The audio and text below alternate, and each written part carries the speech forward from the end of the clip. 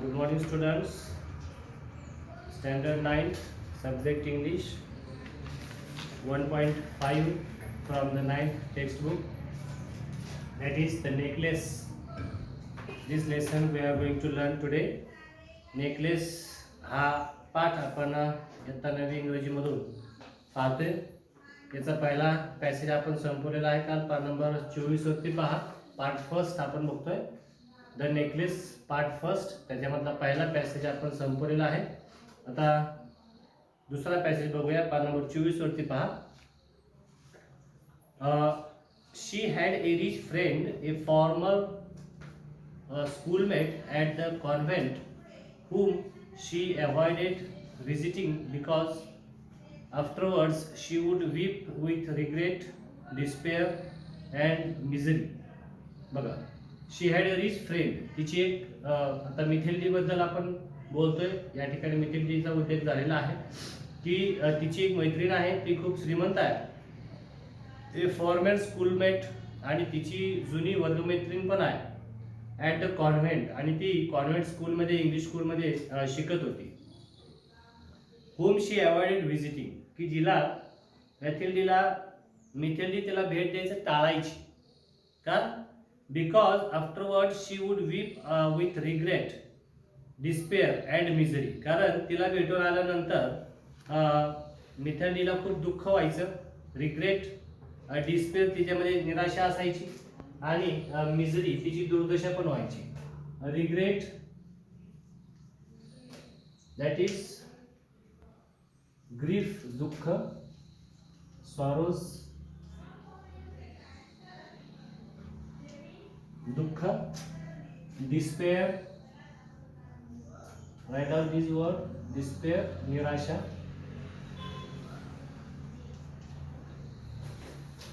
And misery, misery परत दुर्दशा. म्हणजे तिची वाईट अवस्था व्हायची, तिला दुःख व्हायचं आणि तिला निराशा पण व्हायची जेव्हा ती आपल्या श्रीमंत मैत्रिणीला भेटून यायची तेव्हा. म्हणून ती मिथिल्डी जी आहे ती आपल्या मैत्रिणीला भेटायला टाळायची. One evening her husband came home with an air of triumph, holding a large envelope in his hand. Look, he said, here is something for you.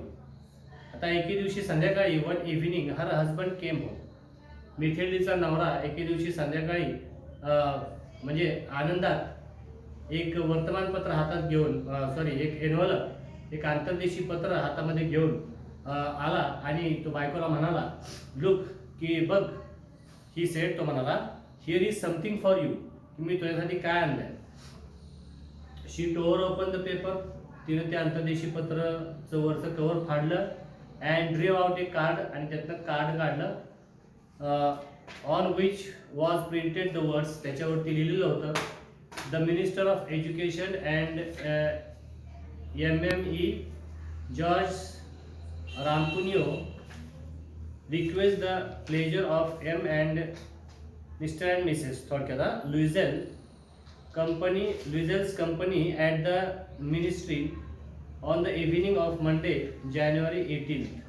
तर मिनिस्ट्री ऑफ एज्युकेशन कडून म्हणजे शिक्षण खात्याचं जे मंत्रालय होतं त्या मंत्रालयाकडून ह्यांना एक रिक्वेस्ट होती की या दोघा नवरा बायकोंना, मिस्टर अँड मिसेस लुइझेलला, त्या ठिकाणी 18 जानेवारीच्या सोमवारी 18 जानेवारीला संध्याकाळी त्या ठिकाणी एक मेजवानी ठेवलेली होती.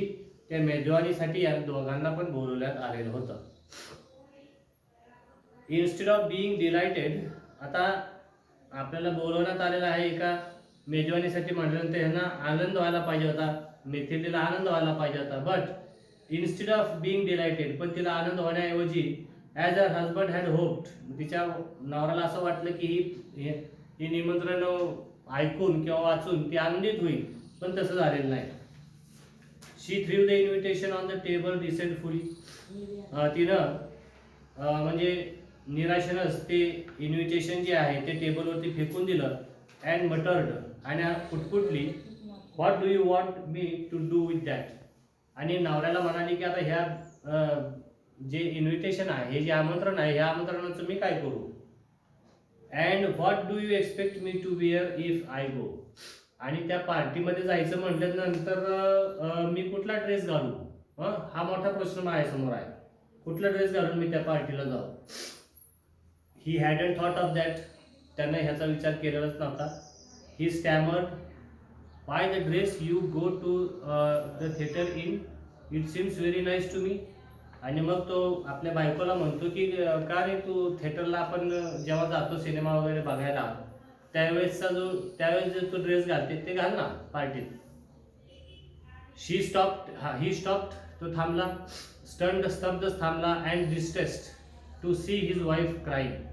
आणि तो पण दुःखी झाला कारण त्याची बायको जी आहे ही पार्टीला जाण्यासाठी चांगला ड्रेस घालण्यासाठी नव्हता म्हणून ती रडायला लागली. ही स्टटर्ड, व्हॉट इज द मॅटर. आणि मग तो बायकोला म्हणाला की काय झालं तुला रडायला.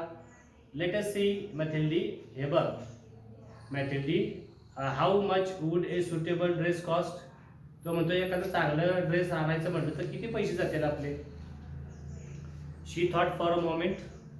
तिने एक क्षण विचार केला आणि कॉम्प्युटिंग द कॉस्ट, आणि कॉस्टची साधारणतः किंमत काढत ती म्हणाली.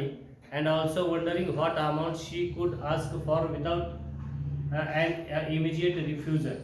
आणि ती मनामध्ये एक गणित करू लागली की आपल्याला किती आकडा सांगायला पाहिजे आपल्या लावण्याला, म्हणजे हा जो प्रस्ताव आहे ड्रेसचा तो नाकारला जाणार नाही.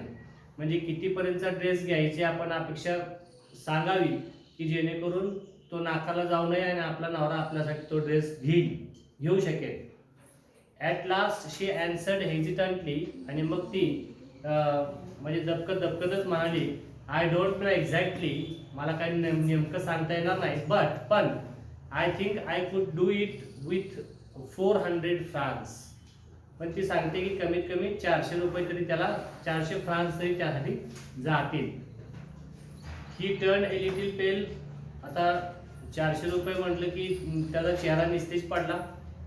Because he had been saving that exact amount to buy a gun for a hunting summer. कारण त्यानं जवळजवळ 400 रुपयांची बचत केलेली होती आणि ती बचत त्यानं हंटिंगसाठी, म्हणजे उन्हाळ्यामध्ये शिकारीला जायचं आणि त्या शिकारीला जाण्यासाठी एक बंदूक घ्यायची म्हणून त्याने हे 400 रुपये ची सेव्हिंग करून ठेवलेली होती. In the country near Nanterre with a few friends. म्हणजे तो आपल्या मित्रांबरोबर नांतरा या ठिकाणी शिकारीला जाणार होता आणि त्यासाठी त्याने 400 रुपये जवळजवळ सेव्ह करून ठेवलेले होते.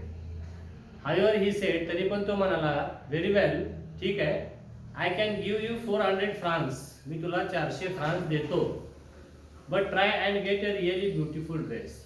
आणि काय कर, तू प्रयत्न कर की एक चांगला सुंदर असा ड्रेस तुला घेऊन ये पार्टीसाठी म्हणून. So here are some questions you have to answer.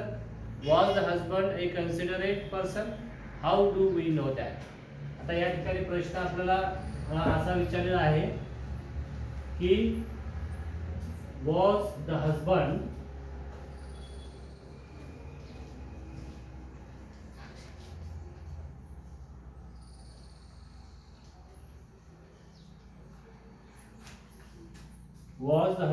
a considerate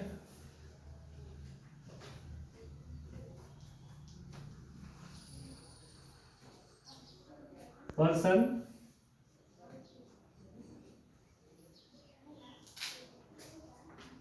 How do we know that? How do we know that? म्हणजे मिथिलीचा नवरा जो आहे हा एक समजूतदार मनुष्य होता का? आणि how do we know that? How do you know that? असं नो दॅट. तर हे आपल्याला कसं माहिती होईल की तो एक समजूतदार मनुष्य होता म्हणून आपल्याला ते कसं कळेल अशा अर्थी. And why was Mathilde sad restless and anxious though her dress was ready. हा एक प्रश्न आपल्याला विचारलेला आहे. त्यानंतर why did Mathilde weep with misery after visiting her schoolmate and what did the envelope hold. What did the envelope hold हा एक प्रश्न या ठिकाणी आपल्याला विचारला गेलेला आहे की what did the envelope hold. What did the envelope hold. त्या एनव्हलप मध्ये काय होतं, त्या अंतर्निशी पत्रामध्ये काय होतं, हा प्रश्न या ठिकाणी आपल्याला विचारलेला आहे.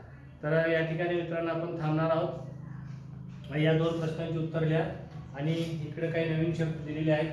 त्या नवीन शब्द स्पेलिंग पाठ करा आणि एक दोन वेळा लिहून काढा, जेणेकरून आपल्याला ते चांगले लक्षात राहतील आणि आपण ते विसरणार नाही. तर थांबूया आपण या ठिकाणी. धन्यवाद.